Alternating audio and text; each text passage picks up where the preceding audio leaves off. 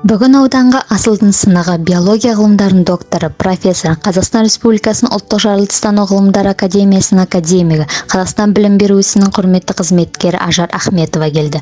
Ол есімі әлемге мәшһүр қазақ музыкасын зерттеуші, көрнекті ғалым, әйгілі композитор, дирижер, Қазақстан халық әртісі, өнертану ғылымының докторы, академик Ахмет Жұбановтың қызы.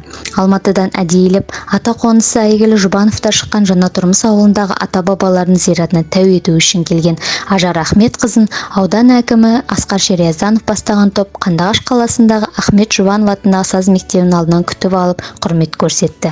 Мектеп директоры Жанат Қалиева домбыра, қобыз, баян, вокал, хор, фортепиано кластарын аралатып, саз мектебінде бүгінгі таңда 300-ден астам өнерпаз бала білім алып жатқанын жеткізді.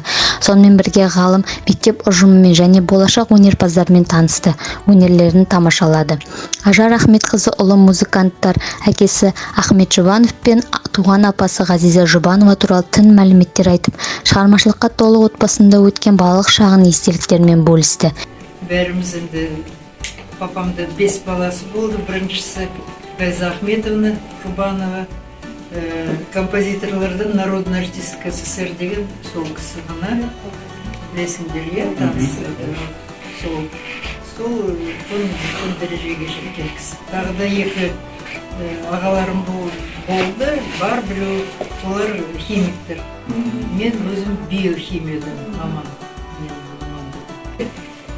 Музыканы оқыған, білген адам деген өзі де бір ерекше болады, таза болады, әдемі болады, ойлары жақсы болады.